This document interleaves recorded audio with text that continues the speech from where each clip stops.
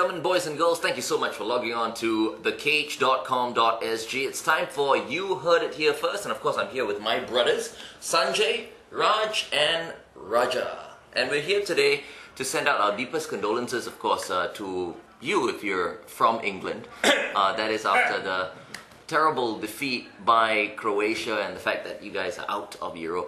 We will miss England dearly. I think I can speak No, for we will everyone. not. No, we will not. Euro 2000 will be richer for their absence. No. Okay. No, but you don't. Then you There have will the be blue no boys. I'm gonna miss England. There will be no more tabloid talk that this is our year, the young generation will finally make it. There will be no more of that rubbish. But you know, without But England, you won't have a team that you love to hate. England are out of Euro, and when I was watching the live telecast of the World Cup draw, you know, when England was pulled out of that little eggshell thingy and was drawn to be in Croatia's group, the crowd right there, you know, they practically heaved either a sigh of relief or a sigh of shock right there. I mean, it just goes to show that, you know, despite the fact that England are out and you know, they've received so much flack over the past week or so, you know, they still generate a lot of interest. That's the league. That's the English league. That is the interest. The most money, the best players, the best brand of football. The English Premiership. Which we all know, if you look at Chelsea, Arsenal and a lot of other top teams, have got nothing to do with English players. The English league supporters. Right. We are the so we ones. have a soft spot for Absolutely. the I mean, England national it's team. us. We've been brought up on the English Yeah. league, and I think, honestly speaking, the rest of the world have. With England out and with Steve McLaren losing his job, who do you think will take over England? I think it's worth discussing because they are without a manager right now. There are candidates who are interested. There are candidates who have been mentioned. First, okay, let's mention the candidates that have said that they might be interested to manage England. People like Louis van Gaal, Yep.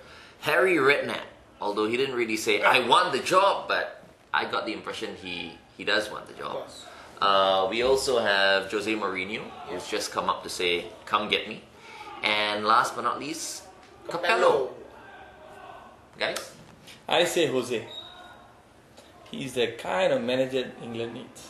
Somebody to kick up their backside. Someone with a huge ego. I think definitely Jose.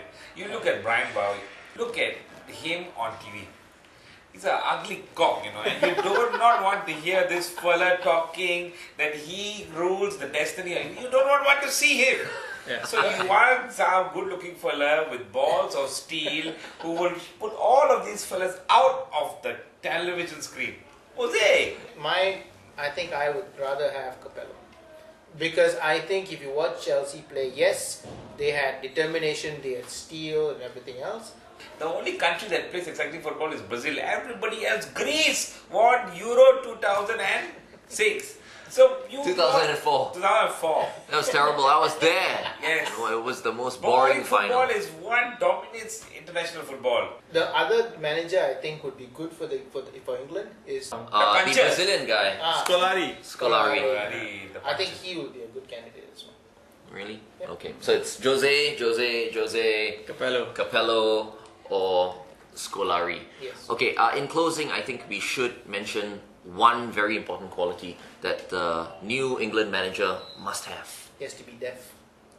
He has to be deaf. Why? He has to be deaf to the media.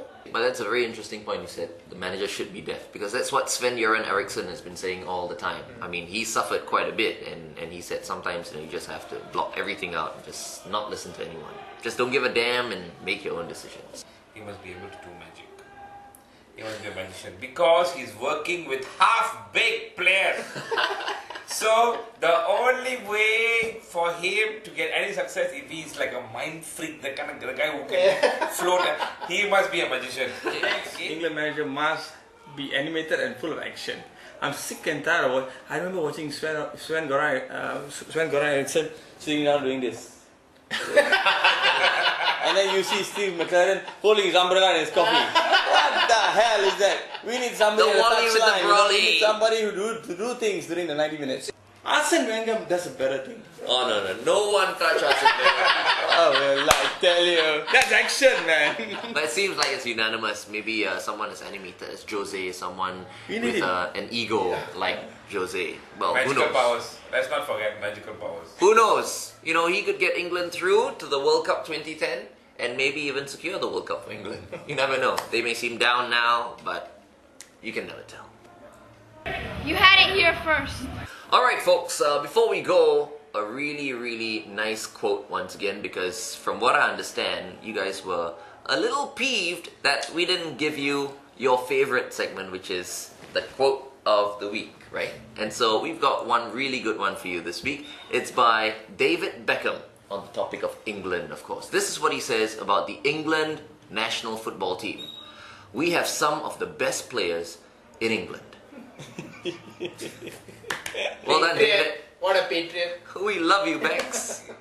Alright, with that, this has been another edition of You Heard It Here First. Remember to log on once again to www.thecage.com.sg for this segment that I do together with the brothers right here. Sanjay, Raj, and Raja. You have a fantastic week ahead, and we'll see you real soon right here at The Cage. You heard it here first.